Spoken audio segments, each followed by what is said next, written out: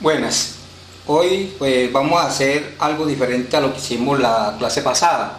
En la clase pasada yo les daba un vector en su forma polar y a partir de él, mediante el procedimiento adecuado, lo pasábamos a hallarla en su forma de componentes rectangulares, que también se denomina en su forma de vectores unitarios. Aplicábamos entonces las funciones trigonométricas básicas y de ahí despejábamos la componente X y la componente Y del vector.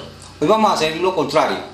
Lo contrario es, ¿qué pasa si a nosotros nos dan un vector en su forma de componentes rectangulares? Lo vamos a pasar ahora a su forma polar. Es decir, que si me van a dar a mí un vector de esta manera, me están dando las dos componentes, 40 en la dirección X y 60 en la dirección Y. Es decir, 40i más 60j.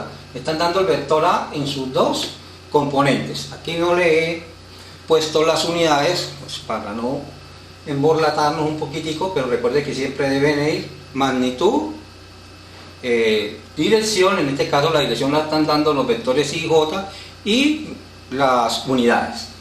Lo vamos a pasar este vector a su forma polar. ¿Cuál es su forma polar? Es decir, pasarlo a la forma A igual a A por el ángulo. ¿Listo? Más las unidades. ¿Listo? Vamos a pasar a teta, forma polar, este mismo vector. La vez pasada hacíamos esto, lo pasamos a esto, ahora esto. ¿Cómo hacerlo? Aquí. Para pasarlo a esta forma, nosotros necesitamos entonces que las unidades me las deben estar dando acá. Tenemos que hallar la magnitud de este vector y tenemos que hallar el ángulo de orientación. Recuerden que el ángulo de orientación es un ángulo en posición normal, que se mide siempre con respecto al eje positivo de las X. Puede ser positivo o puede ser negativo. El primer paso para pasar este vector a esta manera es graficarlo. Vamos a graficar de una manera aproximada. ¿Listo? No es necesario que lo haga a escala porque es un método analítico, no lo estamos haciendo mediante el método gráfico, simplemente para tener una representación. Entonces este sería 40, 1, 20, 40, es decir, 40 en la dirección y positiva. Si fuera menos 40 sería hacia allá. Entonces recuerde que I puede ser positivo o negativo. En este caso el I es positivo, que sería 20, 40. Y 60, 20, 40, 60. O sea, tenemos la componente AX, sería este, 40, y tenemos la componente AY. ¿Listo? Me lo están dando, simplemente los hago la representación. ¿Qué necesitamos nosotros hallar? Conocemos a X, ¿cuánto vale a X?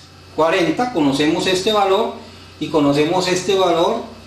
¿Qué me piden hallar? Pues cuánto vale este valor que viene a corresponder a la hipotenusa de este triángulo rectángulo. Esto siempre, el vector con sus componentes va a conformar un triángulo rectángulo, porque son componentes rectangulares.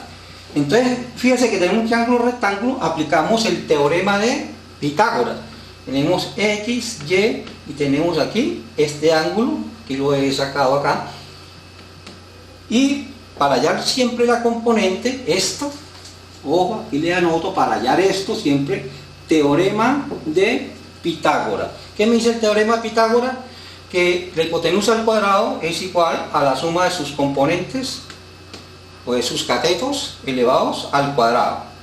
Pues si esto lo conozco y esto lo conozco, pues me queda muy fácil a mí hallar la magnitud del vector. ¿Ya? En este caso sería 40 al cuadrado, que vale este cateto, más 60 al cuadrado, que vale el otro, me viene a dar ¿qué? La magnitud, y ya he pasado a este valor. Ustedes lo calculan ahí, le va a dar un valor de 72,1. Faltan las unidades. ¿Listo? En este lo estamos haciendo sin unidades, pero en la práctica siempre debe llevar las unidades. Entonces ya tenemos la magnitud del vector. ¿Qué nos falta hallar? La orientación, y hallamos la orientación y ya tendríamos el vector pasado a su forma polar. Para hallar este ángulo de orientación, nosotros vamos a aplicar esto. que es otra de las funciones trigonométricas básicas, que es la función tangente. También se puede aplicar seno o coseno. Vamos a acostumbrarnos a utilizar tangente para siempre manejar lo mismo. Entonces, por definición, la tangente de este ángulo, por definición de la función tangente, tangente es el lado opuesto sobre el lado adyacente. En este caso el lado opuesto es AY, sobre el lado adyacente a X. ¿Listo? Recuerden que conocemos AY y conocemos AX.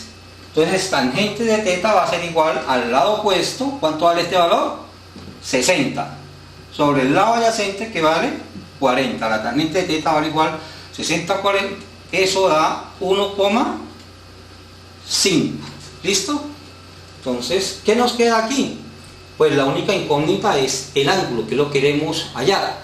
Entonces, para despejar este ángulo acá, usted va a su calculadora y lo despejamos. Ese ángulo va a ser igual tangente inversa de 1,5. Usted allá en su calculadora pone shift, tangente, el ángulo, perdón, el valor, y le da, en su calculadora le va a botar este valor. ¿Listo? No sé si ya lo habrán visto ya con el profesor Edwin, pero de aquí despejamos y le va a dar 53,4 grados aplicando esto. Conclusión: este vector que tenemos acá, este mismo vector expresado en su forma de, polar, va a ser igual a su magnitud 72,1 por las unidades que le estén dando por el ángulo que acabamos de hallar, y quedó representado en su forma polar. Importante que repasen las funciones trigonométricas. Recuerden la función seno. Seno, lado opuesto sobre hipotenusa. Coseno, lado adyacente sobre la hipotenusa.